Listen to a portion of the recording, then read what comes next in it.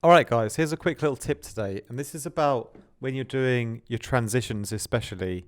But it's more than about that. It's about just, over the course of your whole track, what you've got to do is you've always got to maintain like a good sort of consistent energy and volume, particularly in the kind of volume. You can have, when I say energy, you can have the energy of the track changing a lot. It could be picking up the pace, having more stuff going on. It could be slowing down, getting a bit more chilled.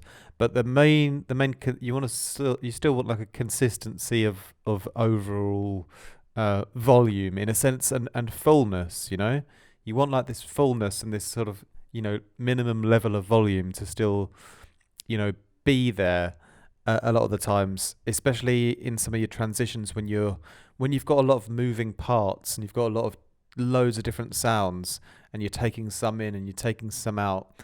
In these smaller transitions, you have to really balance everything, and it's almost like you've got to do a whole new mix down again just for like one or two bars sometimes.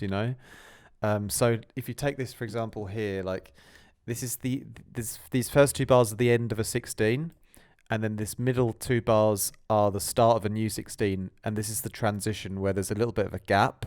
And for this tune that I'm working on, I wanted to introduce like a bit of a Foley sound effect in the middle here, and have a lot of things cut out so you can hear it well. And then later on over here, it sort of goes back to the beat again. So take a quick listen here.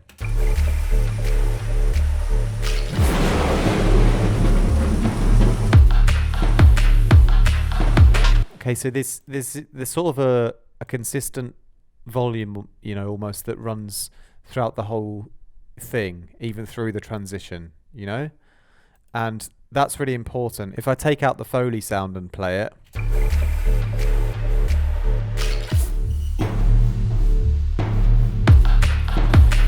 you can hear a bit more what else is going on under the hood. So if you pay attention to the basses,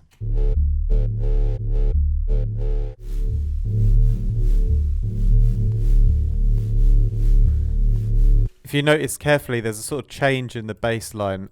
You have a certain harmonic element over here, and then in the transition, the bass gets more reverbed, and then as you get to this part where everything sort of kicks back in again, the bass returns to like fullness and full volume again.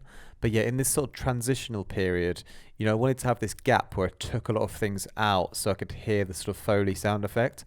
And if I took everything out, it would have just been too empty, and it wouldn't have been enough fullness and volume in the track. So I had to leave the bass running even in this section, even though I wanted to sort of take it out.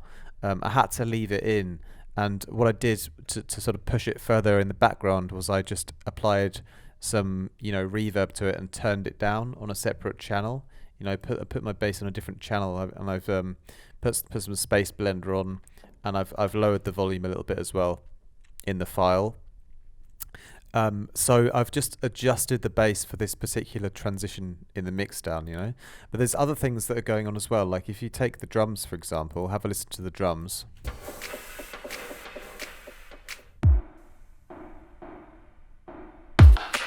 So as you might see here, there's like a little kick here, and this is where I've made like a one-shot kick impact for the start of the transition, but I've done it on a separate channel again so I can control it, and I've turned it right down in volume, so it's really, really low, and I've taken out a lot of high end. And this is basically because you need a certain amount of fullness, like I mentioned, and you need like a certain amount of impact in certain areas in your track. And for this transition was like important to get a little bit of an impact sound for when the transition starts. And the regular kick drum that I'm using, like in my main beat over here, it's like too powerful and too loud for the transition. So just a short tip today, guys, is when you're doing your transitions, it's sometimes the case that you've got to be quite creative and clever by reusing certain elements that you've had before, but placing them on a new channel and affecting them, making them perhaps quieter. Perhaps certain other sounds need to be louder to give you that sort of fullness and cohesion. And and yeah, perhaps you'll reverb things to push them further back. But it's always a balancing act, and what you've got to do is you've just got to be mindful that when you do these sort of transitions where you're having these obvious gaps and like things are shifting, I've got so many different layers going on, and I have to just mix them all again, just for that individual section. I have to like give certain layers a bit more push, bring certain layers a bit further down. And that's really what will give you those professional sounding transitions in your tracks. Is if you can take anything away from this short little video tip that I'm giving you guys today, if you can take anything away as like gold, as a little gem, is that to get really professional sounding tracks, you need to put a lot of work in your transitions, and you need to provide almost like a little separate mix down for them at certain times, so that you can do these cool things where you have these ideas of like, oh, I want to like drop everything out here, have this sort of moment where everything goes, I've got this new Foley sound effect, or I just have a little bass shot, or I just have a little vocal, or like I have a real like obvious kind of gap that creates tension. Even if you're doing all that stuff, you've got to like retain like a sense of cohesion in the sort of overall kind of energy and volume of the track still, so you've got to do it very tastefully and very carefully. And the thing to just pay attention to is like the sort of frequency spectrum and the fullness of the whole song. And when you're sort of playing then through this transition, listen carefully to the section before and the section after it, and notice the sort of overall consistent volume and energy of the whole song. And if you're like taking too much away, then you need to restructure that mix and maybe add some extra things in, or bring some certain things up that were too low, so you can have that transition that shocks you and changes the gives you that impact and changes the energy for a section. But underneath all of that, what you're doing is you've still got a certain level of kind of cohesion and a certain level of like fixed volume almost throughout the track in some form or another, so it doesn't feel so so abrupt always, because I see this on a lot of students like projects where they've got these cool ideas and they're doing transitions, and that's the right thing to do to like switch things up. But you have to like, it's sometimes this particular transition, this took me a few hours to mix down. I'm not gonna lie, like on this track, like this took me a few hours to get right, just these 2 bars, because I've got so many layers going on.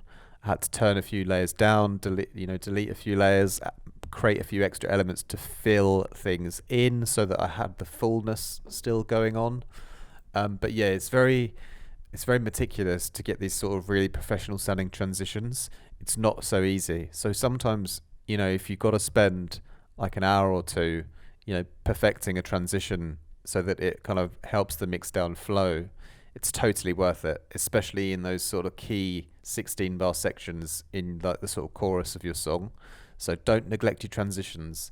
That's going to allow you to create, multiple different sections in your track that are very, very different, but very, very cool. But you've got to bridge the gap between the sort of difference between the 16 bar sections. So you create like a unique transition to just really help you switch up the vibe. But then as you do that, you've got to like mix it in, to the beginning and through to the end. And you've got to just be careful with making sure you maintain that sort of professional cohesion, throughout the whole transition. Okay, so don't be afraid to do this kind of stuff, but just know that it can sometimes take a lot of time to get them sounding right. It's a lot of fiddling around with different elements in your mix that have got to come down or come up, or in new layers that you've got to create to fill out what is now missing in the frequency spectrum. So it's a fun job. I'm not gonna lie, it's fun. Once you get it right and you've nailed the transition, it's like you can breathe again. But sometimes these transitions, they just take like a lot of work, but it's worth putting the work in. All right, thank you very much for watching today. Just a quick tip on sort of transitions and maintaining cohesion throughout the whole track. So hopefully it helped you guys out. Leave a like and a comment down below. Highly appreciate you. And check out the links in my video description as well for my preset packs, my mentorship, my mastering services, and my Patreon community, plus some affiliate links down there as well for some recommended samples and plugins if you guys need anything. All right, that's it for me today. More from me soon. Much love.